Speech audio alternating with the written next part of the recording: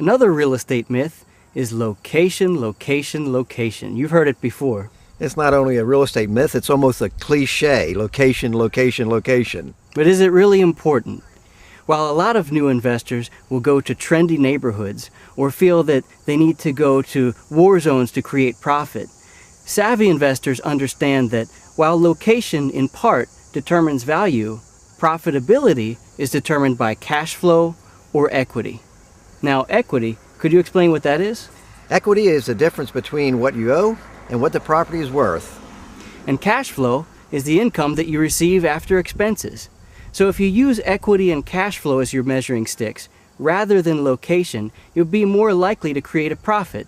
So instead of going and battling it out in trendy neighborhoods with other investors, go to areas where there is not competition, and you'll be more likely to create a profit. A good example is Judy, one of our students, who went to a high-dollar neighborhood where new investors probably wouldn't go because they didn't think there would be a deal there. She controlled a property and resold it in a very short period of time for a profit of $85,000.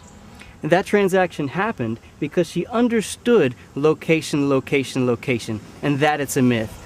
Many new investors were not farming that particular neighborhood. They probably figured there weren't any transactions to be had in the neighborhood because it was high dollar.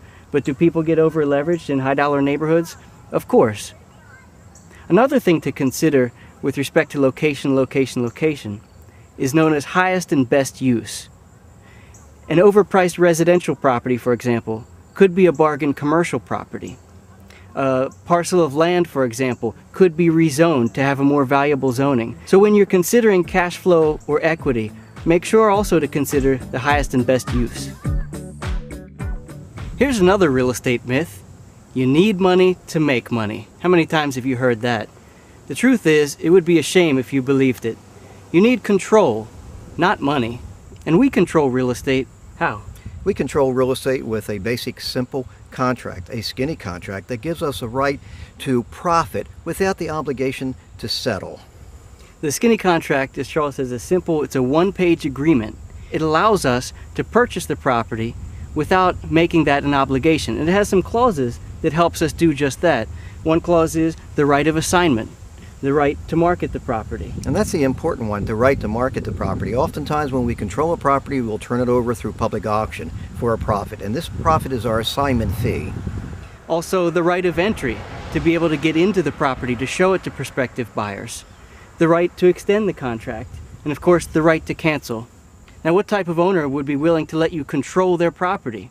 Well, I'll give you an example. Terry, one of our students, found a property right here in Maryland in Harford County. It was a vacant, undeveloped lot, and the owner just wasn't interested in going through the time and effort of developing this property. So she wrote a contract to control the property for 60 banking days at a purchase price of $25,000. She took it to public auction, she marketed the property, and within 3 weeks, there were about 20 people in front of the property bidding.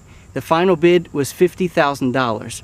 It auctioned to a developer whose intent was to develop the property. The long and short of it is, Terry earned $25,000 profit for seeing an equity opportunity, controlling it with the skinny contract, and having the foresight to make that happen, all without money. Now there's another thing that we should remember when controlling property. It's one word, little. Just a little profit. If we can make a little profit, that's what we're looking for. Last year, Steve, one of our students, controlled a property for $140,000. We resold that property for $280,000 within 3 weeks and 11 minutes. So there you have it, a few real estate myths and counterintelligence. We hope you learned something that you can use to create profit in real estate. Thank you. We'll see you again. Tell me about that closing.